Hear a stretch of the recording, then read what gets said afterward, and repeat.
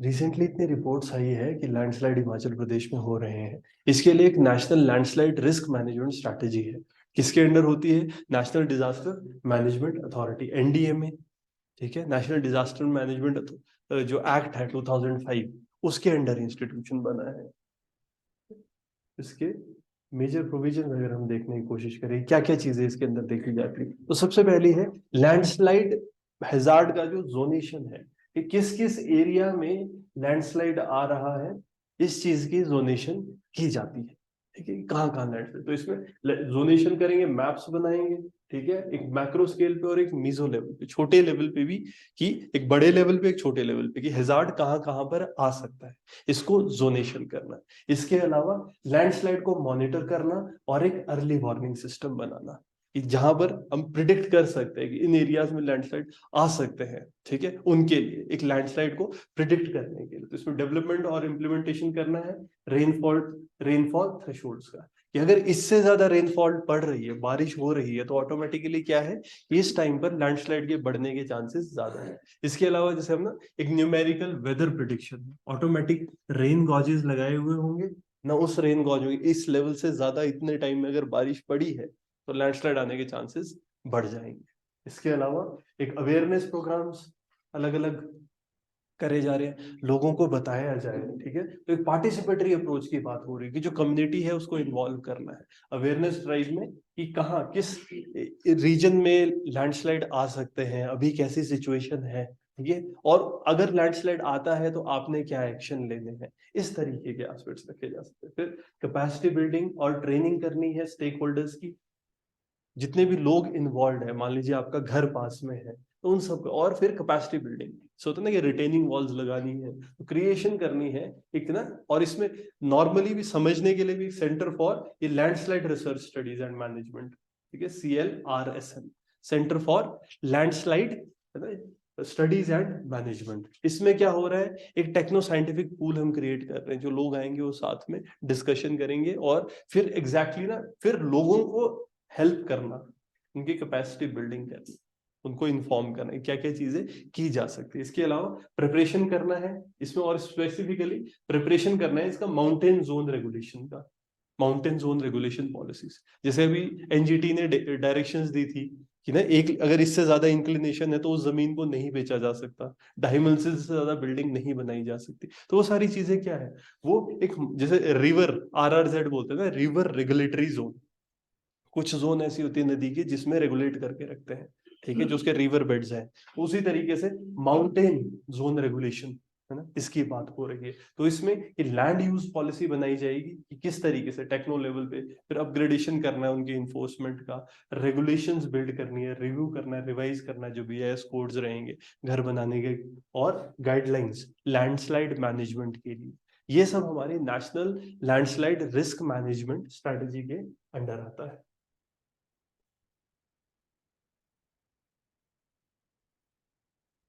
ठीक है, तो हम बात कर रहे हैं कि रीजन लैंडस्लाइड हिमाचल प्रदेश में ज्यादा क्यों है ना, और उसके लिए फिर स्टेप्स। अगर हम समझने की कोशिश करें, जैसे हिमाचल प्रदेश है, कैसे इंस्टांस है, जैसे अभी हाइड्रो पावर प्रोजेक्ट्स, किन्नौर का हमने इशू देखा, इतना ज्यादा लैंडस्लाइड हो रहे हैं, तो हाइड्रो पावर प्रोजेक्ट्स हैं, डैम्स हैं, इनकी कंस्ट्रक्शन है, और कंस्ट्रक्शन एक्टिविटीज जैसे जैसे पहाड़ों में बढ़ रही है, तो साइमल्टेनियसली हम देख रहे हैं कि लैंडस्लाइड्स भी बढ़ते जा रहे हैं। इसके लिए 2012 में है ना, हमारे स्टेट इन्वायरमेंट डिवीजन है, उन्होंने एक रिपोर्ट प्रेजेंट करी थी, state climate change strategy and action plan.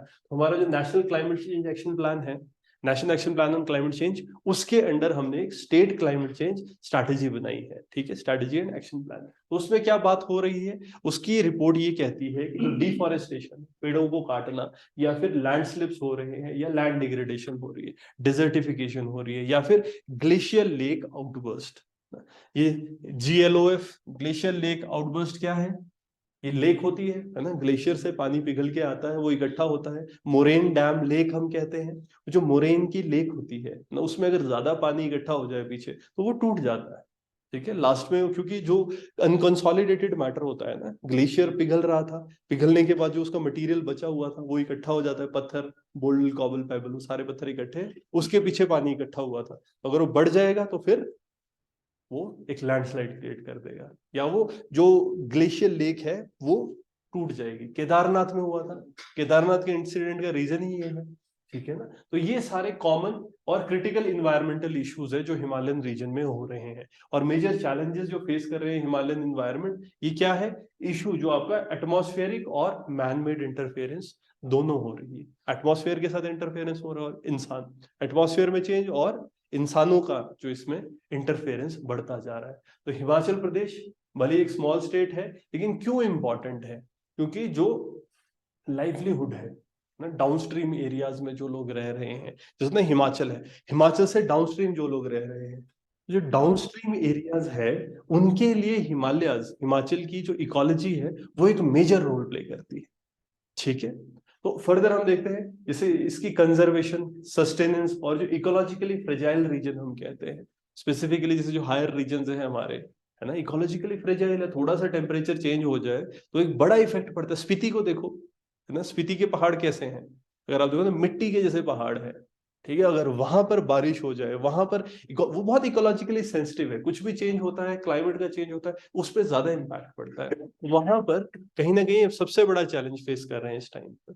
और इशू क्या है? कहीं ना कहीं स्टेट में फाइनेंशियल कंस्ट्रेंट है, पैसे कम है, ठीक है। तो अगर कभी कोई चैलेंज आता है, इशू आता है, तो पैसे की कमी होने की वजह से, और दूसरा हमारा लिमिटेड रिसोर्सेज है, स्टेट के पास लिमिटेड रिसोर्सेज है, इसीलिए हम बहुत ज्यादा ना चेक नहीं कर पा रहे हैं।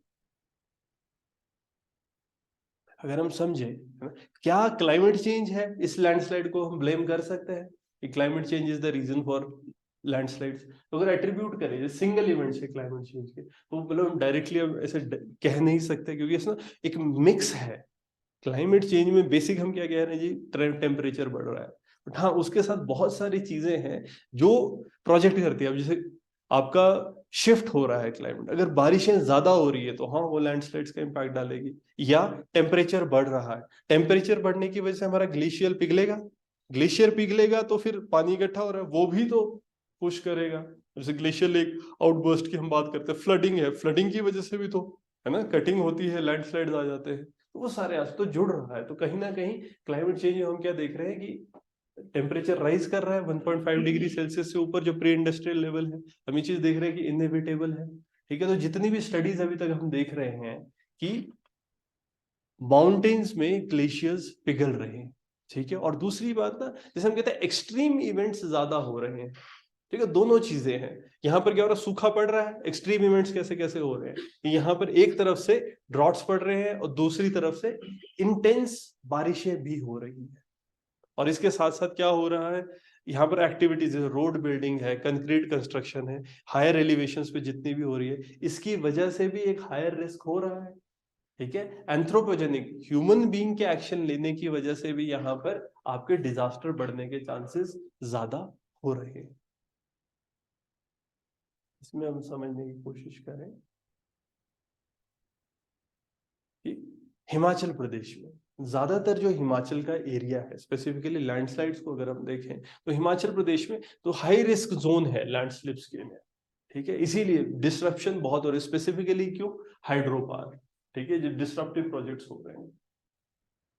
कुछ भी कंस्ट्रक्शन वगैरह अगर पहाड़ों में हो रही होती है, उसके लिए कटिंग होती है, पहाड़ों को काटा जाता है, यस, इसकी वजह से हमारे लैंडस्लाइड्स आते हैं।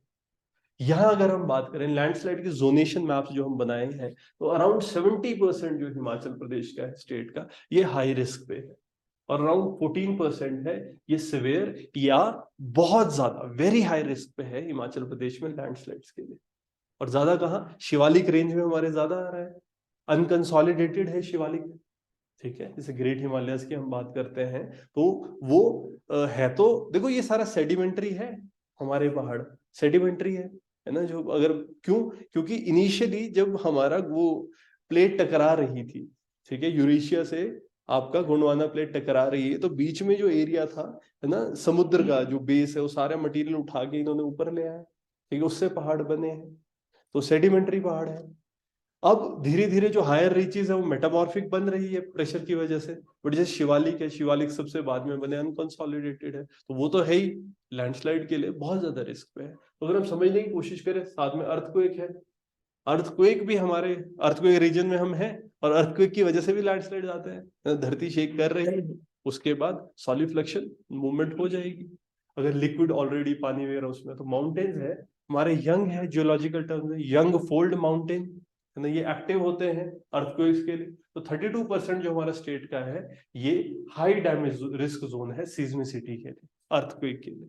और क्योंकि ये हाई डैमेज जोन अर्थक्वेक फिर लैंडस्लाइड से जुड़ जाएगा। इसीलिए जब हम डेवलपमेंट मॉडल्स की बात करते हैं ना, तो हमको हैवीली इंजीनियर स्ट्रक्चर जितने भी हैं, जैसे डैम है, हाइड्रो पावर है, इसमें क्या होता है, रॉक ब्लास्टिंग करते हैं हम, है ना, पत्थरों को वो एक तरीके से बम से उड़ा रहे हैं, ठीक है ना। फिर उसके बाद यहाँ पर पेड़ों को काट रहे हैं, बड़े बड़े एरियाज हैं उनको वो पानी से डूब रहे हैं, वो जो पीछे डैम बनता है ना। इस वजह से जो इंटीग्रिटी है हमारे माउंटेन स्लोप्स की वो जियोपर्डाइज हो जाती है। यहाँ पर रोड्स बना रहे हैं हम, ठीक है, रोड्स की डेवलपमेंट हो रही है। इन सब चीजों की वजह से हमारे यहाँ पर लैंडस्लाइड बहुत आ रहे हैं। और कहाँ पर दिख रहा है अगर इसका ब्रंट देखा जाए, किन्नौर है ना, किन्नौर में जो हम देख रहे हैं इतने ज्यादा लैंडस्लाइड्स आ रहे हैं, तो ये सब उसके लिए केटर करते हैं। तो हिमाचल प्रदेश में कुछ केसेस में जैसे रोड है ना, वो डिस्ट्रॉय हो रहे हैं। अगर हम यहाँ पर समझे, डिकेड हो एक्शन प्लान जो क्लाइमेट चेंज का पब्लिश किया था स्टेट ने, तो यहाँ पर कुछ की हैजार्ड्स थे जिनके लिए हमने बात करी थी कि हमको कुछ मेजर्स लेने पड़ेंगे। तो अभी ये टाइम है कि हम अपडेट करें और अपने आप को, जो डिजास्टर मैनेजमेंट की एक बेसिक अप्रोच है, जैसे अभी हम देख रहे हैं ना कि एक शिफ्ट क्या आ रहा है, जो नेशनल डिजास्टर मैनेजमेंट एक्ट 2005 है, तो क्या चेंज आ गया है उसमें। हम बात कर रहे हैं प्रोएक्टिव अप्रोच की, कि हम लोग खुद डिसीजन लें। हम लोग ऐसा ना कि हम वेट ना करेंगे डिजास्टर आएगा, जब डिजास्टर आएगा तब उसको बचाने की कोशिश करेंगे। हम क्या पहले से ही है ना कैपेसिटी बिल्डिंग करें ताकि डिजास्टर आए ही ना। लैंडस्लाइड जहां आने वाला पहले ही दीवार दे के डंगा लगा देंगे, रिटेनिंग वॉल्स लगा रहे हैं, क्या फायदा हो रहा है इससे, नहीं आएगा लैंडस्लाइड। जहां हमको पता है कि इशू हो सकता है, पहले से ही वहां पर स्टेप्स ले लेंगे। तो एक वाइड सपोर्ट है लोकल कम्युनिटीज के बीच में की। एक सस्टेनेबल टूरिज्म हिमाचल में इसकी बात हो रही है ना, फार्म बेस्ड इकोनॉमी है, इसको एक्सपैंड करना है। इसके अलावा एप्पल ग्रोइंग है, इसकी वजह से भी प्रोग्रेस हो रही है। तो इन्वायरमेंट है ना, अगर हम प्रॉपरली इन्वायरमेंट से सस्टेनेबल चीजों को करें, जो इन्वायरमेंटल टूरिज्म है, एप्पल ग्रोइंग इकोनॉमी, इन सब से डेवलपमेंट हो सकती है। हमको जरूरी नहीं है कि एक्सप्लॉयटेटिव डेवलपमेंट ही करना है। और जैसे हम देखें यहाँ पर एक रेनफॉल बढ़ रही है, क्लाउड बस्ट, ठीक है, एक क्लाइमेट चेंज की वजह से क्लाउड बस्ट, बादल फटने की जो घटनाएं हैं ये भी बढ़ रही है। तो हिमाचल प्रदेश कहीं ना कहीं ज्यादा अनसर्टेनिटी आ रही है। और अगर स्टेटस को ही रखेंगे, ठीक है, और बहुत ज्यादा एक्शंस नहीं लेंगे, तो ये डेट्रीमेंटल होगा हिमाचल प्रदेश के लिए। समझने की कोशिश करते हैं कि ये लैंडस्लाइड्स क्यों आ रहे हैं, हिमाचल प्रदेश में ज्यादा लैंडस्लाइड क्यों है, और इसके अलावा इसके लिए क्या क्या लैंडस्लाइड रिस्क मैनेजमेंट स्ट्रैटेजीज लाई जा रही है। तो भूस्खलन है क्या ना, लैंडस्लाइड इसको डिफाइन करते हैं कि मूवमेंट है ना, रॉक, डेब्रीज, अर्थ, वो एक स्लोप में अगर नीचे की तरफ मूव कर रहा है तो उसे हम लैंडस्लाइड कहते हैं, ठीक है। तो एक तरह का मास वेस्टिंग है जिसमें डाउनवर्ड मूवमेंट सॉइल की हो रही है। और ये क्यों हो रही है, ग्रेविटी की वजह से ना, ग्रेविटी एक इन्फ्लुएंस करती है, इस वजह से लैंडस्लाइड होते हैं। लैंडस्लाइड ज्यादातर किस चीज पे डिपेंड करता है, भूस्खलन हमारा उस एरिया की जियोलॉजी, मॉर्फोलॉजी और ह्यूमन एक्टिविटी पे डिपेंड करता है। जियोलॉजी क्या होती है कि वो उस एरिया में किस तरीके का पत्थर है, ठीक है, मटीरियल कैसा है, तो वहां पर refers to the characteristics of material, material कैसा है, अर्थ या रॉक, वीक भी हो सकता है, फ्रैक्चर्ड, टूटा हुआ, उसमें क्रैक्स पड़े हुए हैं, या फिर सिंगल स्ट्रॉन्ग। तो ये इस चीज पे भी डिपेंड करता है कि कितनी स्ट्रेंथ है, कितनी स्टिफनेस है। फिर दूसरा यहाँ की मॉर्फोलॉजी, कि जो स्ट्रक्चर कैसा है, जमीन का स्ट्रक्चर, तो मॉर्फोलॉजी पे भी डिपेंड करता है। जैसे स्लोप अगर ज्यादा हाइट है, ठीक है, फिर वेजिटेशन ना, कि कितने पेड़ उगे हुए हैं, और यहाँ पर ड्रॉट है, इसके लिए वर्नरेबल है, ये सारे एस्पेक्ट, फायर होता है वहां पे कि ड्रॉट होता है, इन सब चीजों पे भी है ना इम्पैक्ट करता है, ये लैंडस्लाइड्स के लिए वर्नरेबल रहेगा। इसके अलावा कि ह्यूमन एक्टिविटी कितनी हो रही है, जैसे एंथ्रोपोजेनिक एक्टिविटी हम कहते हैं, इंसान, ठीक है, अगर यहाँ पर एग्रीकल्चर ज्यादा हो रहा है, जब जहां जहां एग्रीकल्चर होता है जमीन अनकंसोलिडेटेड रहती है, आदमी उसको टिलिंग करता है, ठीक है, हल चलाता है वहां पर, तो कहीं एग्रीकल्चर हो रहा है, कंस्ट्रक्शन हो रही है, तो इस सब से भी रिस्क बढ़ता है। ठीक है, तो ये सारे एस्पेक्ट्स आपके लैंडस्लाइड की हाई अकरेंस का रीजन बनते हैं। तो अगर हम हिमाचल प्रदेश को समझने की कोशिश करते हैं, हिमालयन रीजन में जियोलॉजी कैसी, ठीक है, तो फ्रेजाइल माउंटेन है, हम बात करें यंग फोल्ड माउंटेन है, तो यहाँ पर ये ज्यादा ससेप्टेबल है लैंडस्लाइड्स के लिए, है ना, यहाँ पर टेक्टोनिक एक्टिविटी होती है, अर्थक्वेक आते हैं, इस वजह से ये सब एरिया कैसा है, इंस्टेबिलिटी हो रही है। ठीक है, इस वजह से इस एरिया में ज्यादा लैंडस्लाइड आते हैं। अगर हम मॉर्फोलॉजी समझने की कोशिश करें तो क्या स्टीप है ना, है स्टीप है, शार्प स्लोप्स है हिमालयाज में। ठीक है, एंथ्रोपोजेनिक अगर देखने की कोशिश करें क्या क्या हो रहा है, जैसे हम झूम कल्टीवेशन की बात करते हैं। ठीक है, एक जगह से दूसरी जगह लोग झूम कल्टीवेशन में क्या है, स्लैश एंड बर्न, एक जमीन साफ करी, वहां पर कुछ चीजें उगाई, है ना, उसके बाद अगर हमको लग रहा है कि फर्टिलिटी कम हो गई है तो दूसरी जगह चले जाएंगे, है ना, ट्रैवल कर रहे हैं एक जगह से दूसरी जगह, झूम कल्टीवेशन हो रही है। ठीक है, तो ये डिफोरेस्टेशन, पेड़ों को काटा जा रहा है, इस वजह से, तो ह्यूमन एक्टिविटी की वजह से लैंडस्लाइड हो रहे हैं। अगर हम बात करें डैम्स बना रहे हैं, डैम ह्यूमन एक्टिविटी है।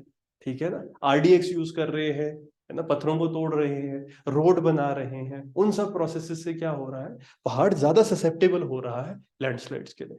इसके अलावा वेस्ट, इसी तरीके से देखो वेस्टर्न घाट है, ये हम हिमालयस की बात कर रहे थे कि ऊपर क्यों लैंडस्लाइड आता है, इसी तरीके से इंडिया, इंडिया के जो वेस्टर्न साइड में वेस्टर्न घाट है, छोटी छोटी पहाड़ियां हैं, ये क्यों बनी है, ब्लॉक माउंटेन हम कहते हैं कि साइड से एक साइड नीचे की तरफ चली गई, तो ऊपर दूसरी जो बची साइड वो थोड़ी हाइट ले रही है, तो यहाँ पर लैंडस्लाइड्स क्यों आते हैं। वहां की जियोलॉजी को अगर हम समझने की कोशिश करें, है ना, तो ये काफी कम रोल प्ले करती है। वेस्टर्न घाट है, ये स्टेबल है, बहुत ज्यादा अनकंसोलिडेटेड नहीं है, क्योंकि सख्त पत्थर से बने हुए हैं वेस्टर्न घाट। ठीक है ना, एक साइड का पत्थर अंदर चला गया, बाकी बचा हुआ है। बट अगर एंथ्रोपोजेनिक देखें, वहां माइनिंग एक्टिविटीज हो रही है, गोवा, है ना, आयरन कितना एक्सप्लोइट होता है वहां पर, वो इसमें देखो आप, एक्सपोर्ट कितना करते हैं हम आयरन इधर से, तो हम माइनिंग एक्टिविटीज बहुत हो रही है, डिफॉरेस्टेशन हो रही है सेटलमेंट के लिए, है ना, वहां पर रोड्स बनाए जा रहे हैं, फिर इवन विंड मिल के प्रोजेक्ट्स बनाए जा रहे हैं, इसकी वजह से भी जमीन में बहुत ज्यादा फ्रैक्चरिंग हो रही है और लूजनिंग हो रही है जमीन की। तो अलग अलग रीजन है, अगर हम नॉर्थ में देखें, साउथ में देखें, ठीक है, तो कहीं ना कहीं जो नॉर्थ वाले जो रीजन है, इसीलिए, है ना, हिमाचल प्रदेश में लैंडस्लाइड्स आते हैं।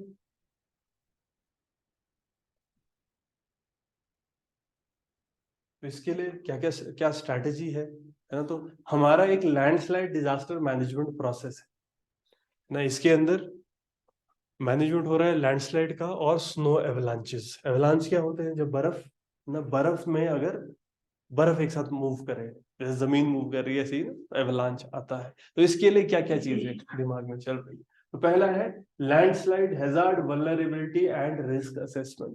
पहले असेस करेंगे कि किस किस एरिया, कौन सा एरिया वल्नरेबल है, कहां पर लैंडस्लाइड आ सकता है, उसको असेस करना। फिर उसमें मल्टी हैजार्ड कंसेप्चुअलाइजेशन, जैसे एक हैजार्ड की वजह से कई बार दूसरा हैजार्ड आ जाता है। ठीक है, मान लीजिए लैंडस्लाइड आ गया, लैंडस्लाइड की वजह से घरों की जो पाइप है वो टूट गई, उस पाइप के टूटने की वजह से गैस निकली, है ना, वो पाइप्स, गैस की पाइप्स, और उसमें आग लग गई। ठीक है, तो मल्टीपल हैजार्ड साथ में होते रहते हैं। फिर इसमें लैंडस्लाइड को कैसे रिमीडिएशन किया जा सके, है ना, कैसे मतलब इसके इश्यूज को कम किया जा सके, ताकि लैंडस्लाइड हो ना, या हो गया तो उसके बाद फिर कैसे सोल्यूशन, कैसे चीजों को ठीक किया जाए, रेमेडी लाई जाए। इसके अलावा रिसर्च एंड डेवलपमेंट, ठीक है, अर्ली वार्निंग सिस्टम चलाना है, और फिर नॉलेज नेटवर्क और मैनेजमेंट, इसके अंदर जैसे इंफॉर्मेशन कलेक्ट करना, लोगों को डिसेमिनेट करना, ट्रेनिंग करवाना, फिर कैपेसिटी बिल्डिंग और ट्रेनिंग लोगों की, लोगों को एक अवेयरनेस देना, उनको एजुकेट करना, और इसके अलावा इमरजेंसी प्रिपेयर्डनेस, लोगों को अगर लैंडस्लाइड आ जाए, एवलांच आ जाए, तो उसके लिए कैसे प्रिपेयर्ड रहना है, और साथ में रेगुलेशन करनी है और इन्फोर्समेंट करनी है आइडियाज की। तो ये सारे एस्पेक्ट्स हैं जो हमारे लैंडस्लाइड डिजास्टर मैनेजमेंट प्रोसेस के अंदर आते हैं। ठीक है, और इसी के अंदर लैंडस्लाइड को मैनेजमेंट करने के लिए हमारी नेशनल, है ना, लैंडस्लाइड रिस्क मैनेजमेंट स्ट्रेटेजी है। हम क्या कर रहे हैं, जोनेशन कर रहे हैं, फिर लैंडस्लाइड को मॉनिटर करेंगे अर्ली वार्निंग सिस्टम बना के। उसके अलावा हमारे अवेयरनेस प्रोग्राम है, कैपेसिटी बिल्डिंग, लोगों की ट्रेनिंग करनी है स्टेक होल्डर्स की, और माउंटेन रेगुलेशन है ना, जोन ये बनाना। तो ये सारे एस्पेक्ट्स है जिससे लैंडस्लाइड को कर्टेल किया जा सकता है। इसके अलावा और क्या क्या चीजें हैं, है ना, पर्सनल लेवल पे हम क्या मेजर्स ले सकते हैं कि रीइंफोर्समेंट करना, जैसे फ्लोर स्लैब्स है, एक्सटर्नल वॉल्स है, हमारी जो एग्जिस्टिंग बिल्डिंग्स हैं इनको स्ट्रॉन्ग बनाना ताकि ये लैंडस्लाइड रेजिस्टेंट हो सके। यहाँ पर जैसे ड्रेनेज पाइप्स है रेन वाटर के लिए, स्लोप ड्रेनेज के लिए, इसको इंस्टॉल करना।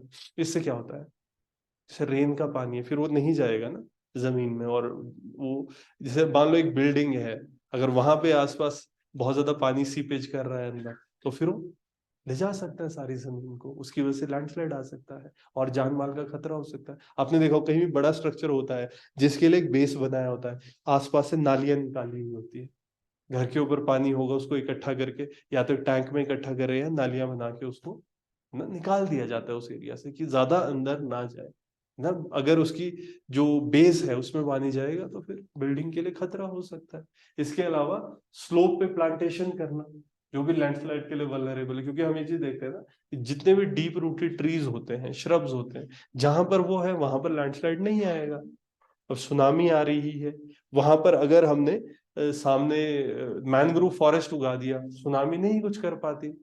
अगर पेड़ों में, आप पहाड़ों में आपने पेड़ लगा दिए तो वो जमीन को पकड़ के रखेंगे, अगर पानी जा रहा है तो धीरे धीरे एब्जॉर्ब करेगा, ठीक है, और वो टॉप सॉइल ऐसे उड़ा के नहीं ले जा सकते। इसके अलावा ना टेक्नोलॉजिकल या बायोलॉजिकल मेजर्स क्या हो सकते हैं, एक तो ड्रेनेज और ग्रेडिंग स्लोप प्रोफाइल्स की, ठीक है, ताकि उसकी शियर रेजिस्टेंस बढ़े, ठीक है ना, ग्रेडिंग करना स्लोप्स की। इसमें सपोर्टिंग स्ट्रक्चर, ये एंकर्स है, पायर्स है, नहीं ये सब जैसे शिप लेंस के लिए होता है ना, ये सब रिस्ट्रेन करते हैं, पिन कर रहे हैं, स्लिप एरिया को पिनिंग कर सकते हैं। हम देखते हैं है ना, पत्थर है, पत्थरों के लिए वो रिटेनिंग वॉल्स वगैरह लगाई जाती है। इसके अलावा जो मटेरियल है ड्राइविंग सेक्शंस का, इसको हटा देना, ठीक है, अगर हमको लग रहा है कि कहीं पर भी स्लाइडिंग होने वाली है, ठीक है, तो मटेरियल, ड्राइविंग सेक्शन वाले मटेरियल को पहले से ही, हम कहते हैं ना कि एडवांस में ही रिमूव कर देना, तो ये स्टेप्स लिए जा सकते हैं।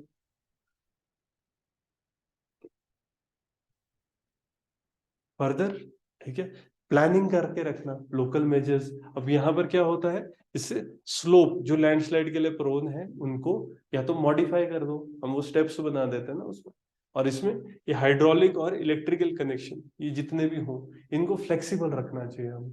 क्यों, सबसे बड़ा इशू क्या आता है, मान लो कभी लैंडस्लाइड वगैरह आता है, जो खंबे वगैरह होते हैं, पोल्स होते हैं, वो टूट जाते हैं, ठीक है, उस वजह से और ज्यादा दिक्कत आती है ना, इलेक्ट्रिसिटी, इलेक्ट्रोक्यूशन हो रहा है तारे वगैरह टूटने की वजह से, या ओवरऑल डिस्ट्रक्शन ज्यादा होता है। अगर हम इसको थोड़ा सा फ्लेक्सिबल रखेंगे तो फिर डिस्ट्रक्शन कम होती है।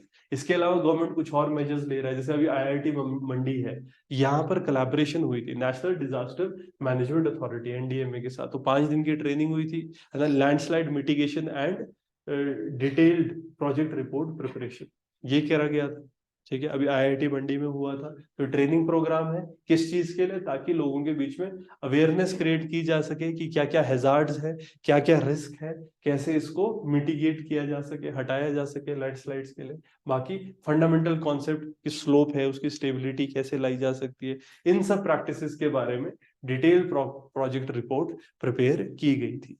इसके अलावा जैसे प्री डिजास्टर स्टडीज है, जैसे हम कहते हैं GIS, GSI, geological survey of India, ठीक है, इन्होंने फॉर्मुलेट किया है कि इन्होंने नेशनल लेवल पे बनाया हुआ है ये नेशनल, ये landslide susceptibility mapping, national landslide susceptibility mapping programme है।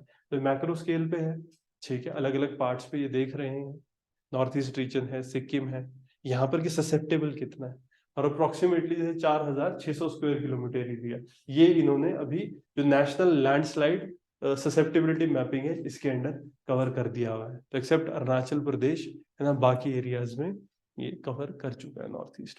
तो इसी तरीके से हिमाचल प्रदेश में भी स्टेप्स लिए जा सकते हैं, आईआईटी मंडी इसकी हेल्प भी ली जा रही है। तो ये सारे स्टेप्स है कि क्या करें कि लैंडस्लाइड को, है ना, रोकने में हेल्प किया जा सके, क्योंकि मेजर इशू है, काफी जान माल का नुकसान इस बार हुआ था रेनी सीजन के टाइम पर ना। तो उसके बाद एक गवर्नमेंट काफी स्टेप्स लेने की कोशिश कर रही है इस एरिया में। जो अर्ली वार्निंग सिस्टम है आईआईटी मंडी का, है ना, तो कितना पानी पड़ रहा है उसके बेसिस पर मतलब कितने मतलब ये टाइम आ जाता है कि जब लैंडस्लाइड फिर हो सकता है कि मतलब जो जोन बनाई हुई है इससे ज्यादा अगर बारिश हो रही है तो उस जोन में लैंडस्लाइड आने के चांसेस हैं।